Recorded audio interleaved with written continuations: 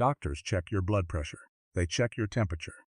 They check your pulse. For decades, these were the vital signs, the handful of numbers that told a physician, in seconds, roughly how your body was doing. But in the last few years, something has changed in clinics and hospitals around the world. A growing number of physicians and researchers have started measuring a fifth, and now a sixth, marker just as seriously as blood pressure. Pain was already added as the fifth vital sign. And now walking speed, simply how fast you walk across a room, is being called the sixth. That might sound almost too simple to matter. Just walking? But here's a number that should stop you in your seat. In one well-documented finding, men aged 85 who walked at 0.85 meters per second had an 85% chance of being alive 5 years later.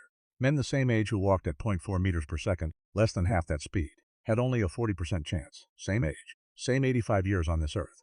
A 45 percentage point difference in 5-year survival, tracked almost entirely to how fast someone walks. That's not a coincidence, and it's not some strange statistical fluke. It's because walking speed isn't really about your legs at all.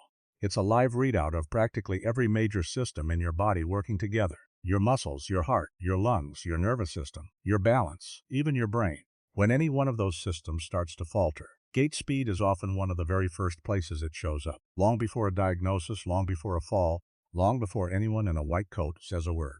Today we're going to cover exactly what gait speed is, why doctors trust it so much, how you can measure your own in the next 5 minutes, using nothing but a hallway and a stopwatch, what your number actually means, and, because knowing a number without knowing what to do with it is close to useless, exactly what slows a declining gait speed down, and in many cases reverses it. Let's talk about what this actually feels like before we get into the numbers. Because gait speed isn't an abstract clinical concept. You've probably already noticed it in your own life, or in someone you love, without having a name for it. It's the moment you're crossing a street and the light changes before you're quite across, and you find yourself moving a little quicker than feels entirely comfortable, maybe with a small flicker of worry. It's walking with a friend or a grandchild and realizing somewhere along the way that they've drifted a few steps ahead of you without either of you really deciding that. It's a hallway in an airport that used to feel like nothing, and now feels like it stretches on longer than it used to. None of these moments are dramatic. Nobody stops to mention them out loud. But they are, in a very real sense, your body quietly reporting on its own condition.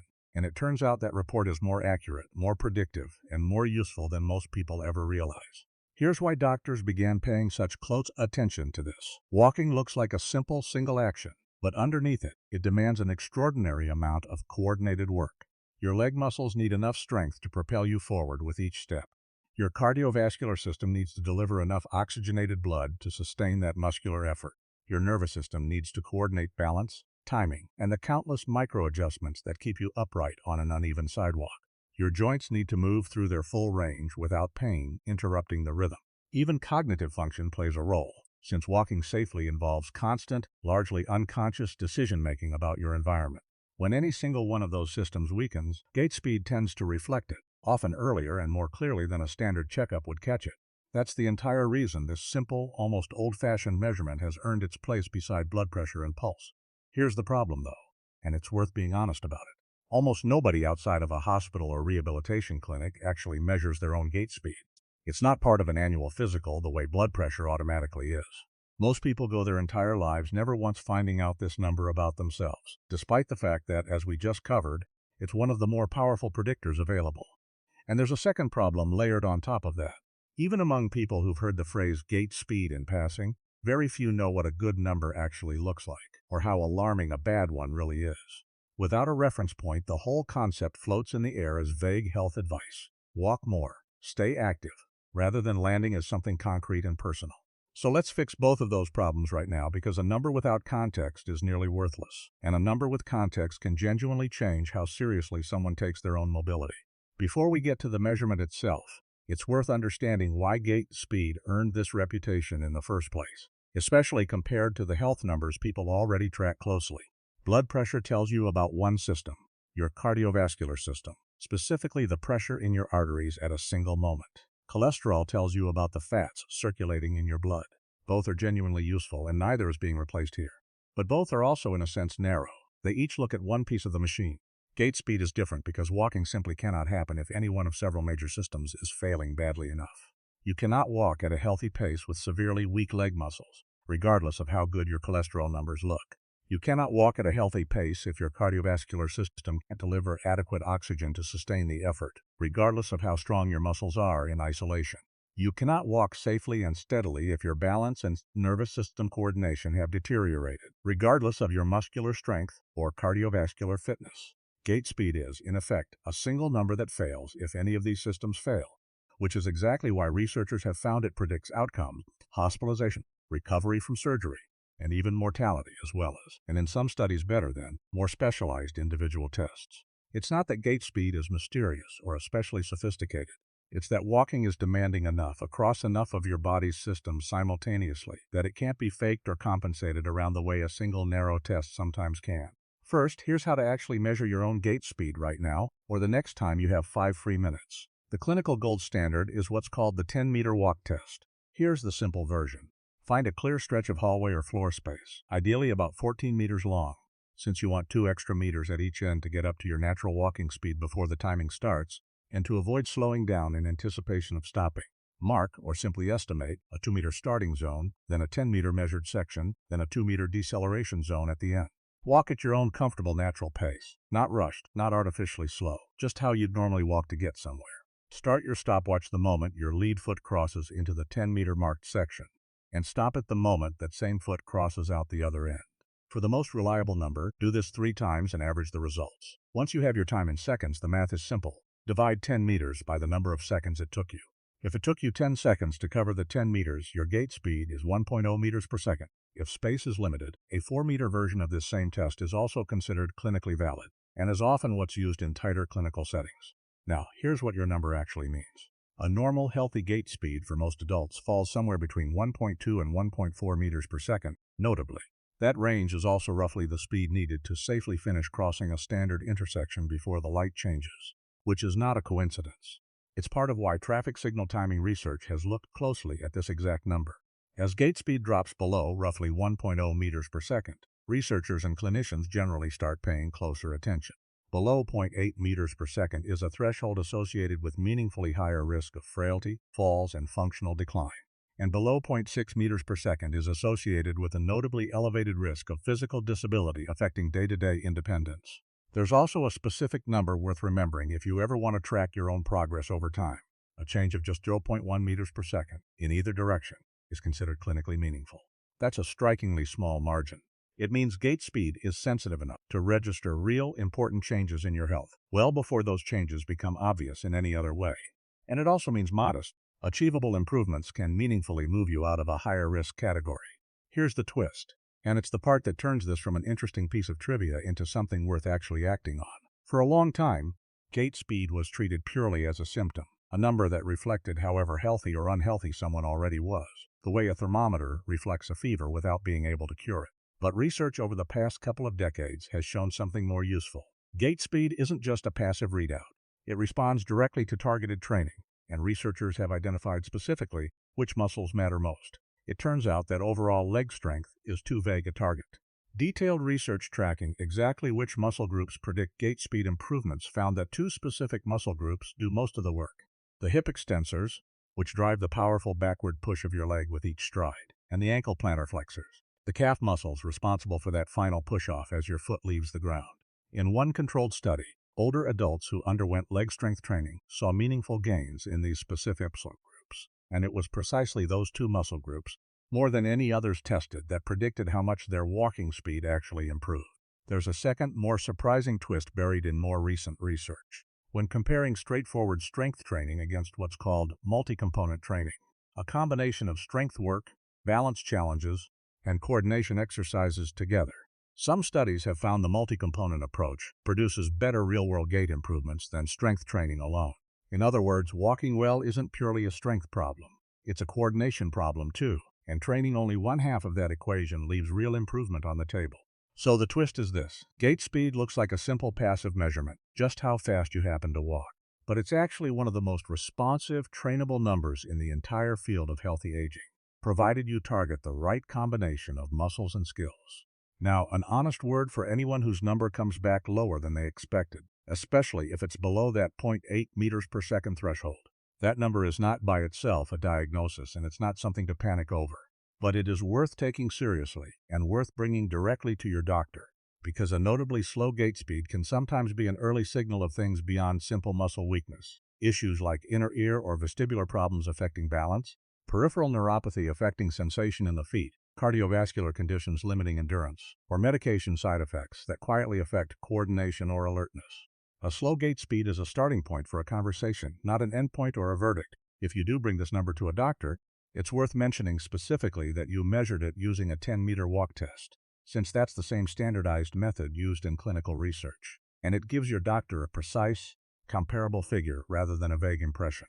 It's also worth mentioning any recent falls, any new stiffness or pain during walking, or any sense that your walking has changed noticeably over recent months, since those details help a doctor figure out whether the cause is primarily muscular, neurological, cardiovascular, or something else entirely worth investigating further. There's one more layer to gait speed worth knowing about, because it connects walking to something you might not expect: your thinking. Researchers have found that when older adults walk while simultaneously doing something mentally demanding, carrying on a conversation, counting backward, trying to recall a list, their gait speed measurably slows down. This is called dual task interference, and it turns out to be far more than a curiosity. Studies have found that walking speed can drop by roughly 0.1 to 0.2 meters per second simply from adding a conversation or a mental task, and the size of that slowdown has been linked to fall risk in its own right, independent of how fast someone walks under normal quiet conditions.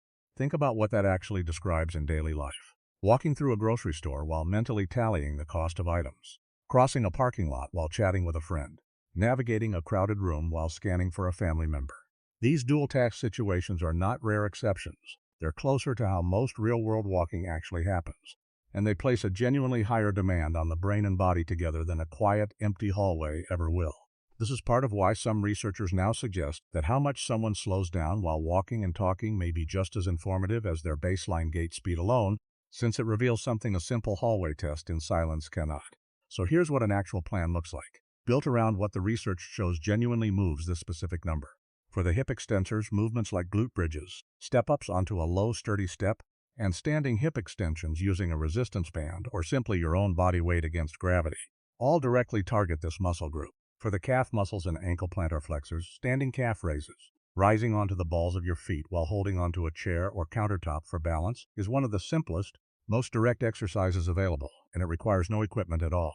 Let's walk through the form on the two most important of these, since doing them correctly matters more than doing them intensely.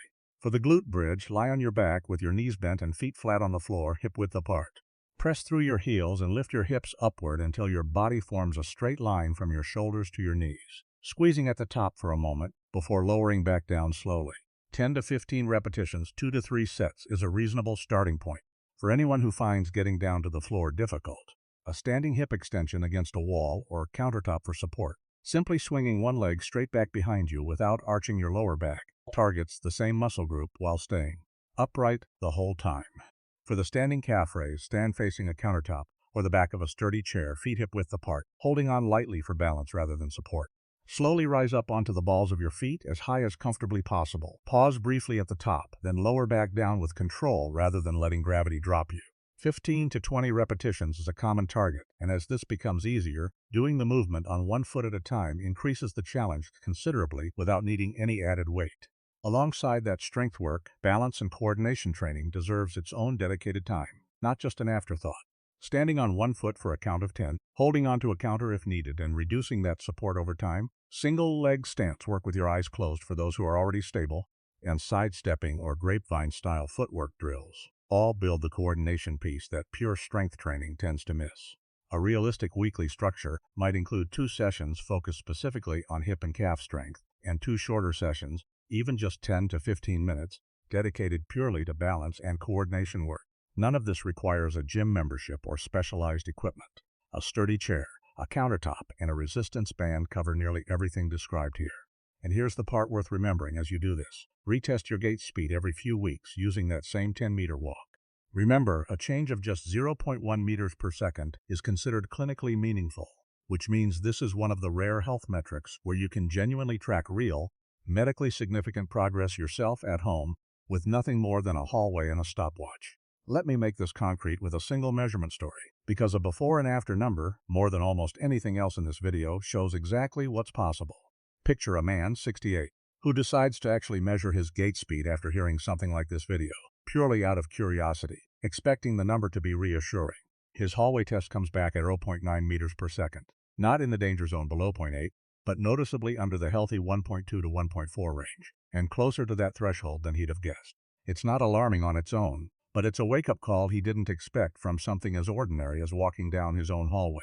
He starts the plan we just walked through. 2 sessions a week, targeting hip extensors and calves specifically. 2 shorter sessions of balance work. Nothing dramatic. Nothing requiring equipment beyond a chair and a resistance band. He retests at 6 weeks, mostly out of curiosity again, half expecting no real change given how modest the effort felt. His number comes back at 1.5 meters per second. That's a 0.15 meter second improvement, comfortably past the 0.1 threshold considered clinically meaningful, achieved in 6 weeks, from a routine that took perhaps 3 to 4 hours a week total. He retests again at 12 weeks and finds himself at 115, solidly inside the healthy range now, still climbing.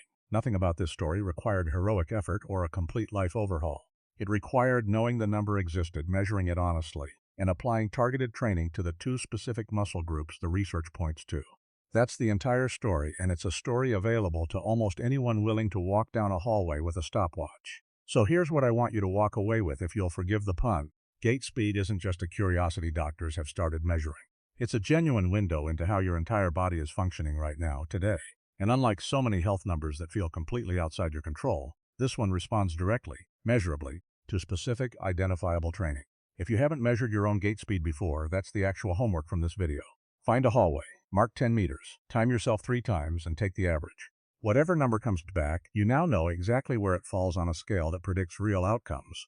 And you now know exactly which 2 muscle groups and which specific exercises move that number in the right direction. If this explains something you'd never quite had a name for before, share it with someone who'd benefit from measuring their own number today. Sometimes the most powerful thing you can hand someone isn't motivation. It's simply a number and a clear sense of what that number means. Thank you for spending this time with me. If this was useful, there's more waiting for you right after this one.